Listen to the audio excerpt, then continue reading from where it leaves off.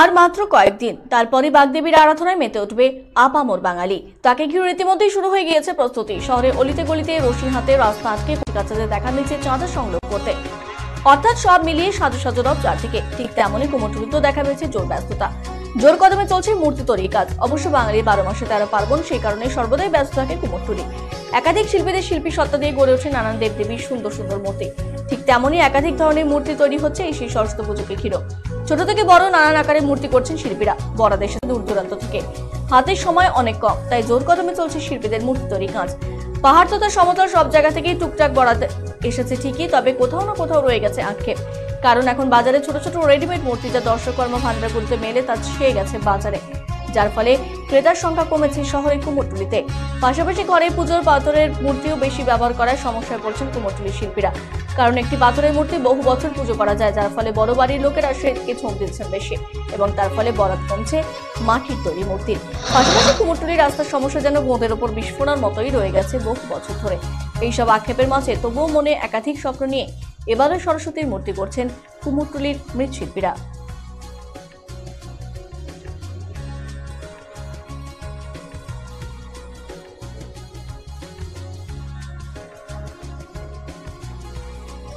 শিলিগুড়ি থেকে কৃষ্ণ দাসের report, digital Bangla.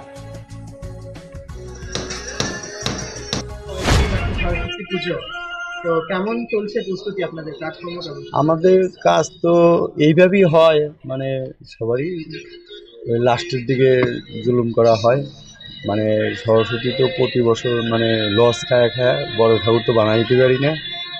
আর তো এখন এই সামান্য কিছু মাল বানাইছি, চেনা কাস্টমার যেগুলো আছে ওগুলোকে দেওয়া হয়। কতদিন ধরে করছো? 4 বছর। কার থেকে শিখেছো? স্যাম্পল। কেমন লাগে বানাতে? ভালো লাগে। প্রস্তুতি তো এখন মানে জোর কদমে চলছে। হ্যাঁ, আর তো বেশি দিন টাইমও নেই, 7-8 দিন টাইম আছে। এগুলো সব হলো আমাদের মানে বাইরে যাবে, এগুলা মানে 3-4 দিনের আগে আমাদের মানে ডেলিভারি দিতে হবে। এখন মানে মানে কাস্টমার ফোন করছে যে লোক কবে দিতে হবে আমাদের, এটাই সবারই এখন রেট হাই পুরো। প্রস্তুতি কেমন? যেমন এখন তো আমাদের মেইন সমস্যা হলো রাস্তা বন্ধ হয়ে গেছে। রাস্তার জন্য আমাদের ব্যবসার খুবই অবস্থা খুব শোচনীয়। এর মধ্যেই যেভাবে চলার ওই তো চলছে, টুকটাক টুকটাক চলছে। কর্ম তো করতেই হবে, কিন্তু আমাদের এত বড় একটা কুমারটুলি, এতদিনের প্রতিষ্ঠান, অথচ সেখানে জিআরপি থেকে রাস্তাটা বন্ধ করে দিল, তার কোনো বিকল্প ব্যবস্থা হলো না।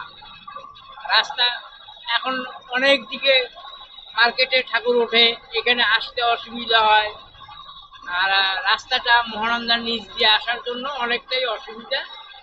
এই জন্য আমাদের ব্যবসা অনেকটাই মানে সরস্বতী, বিশ্বকর্মা, বিশেষ করে লক্ষ্মী, এসব ব্যবসা খুবই পরিস্থিতি ভয়ানক। জিনিসের দাম কেমন আছে? দাম তো সব জিনিস বেড়েই গেছে, প্রতিটা জিনিসেরই দাম বেশি।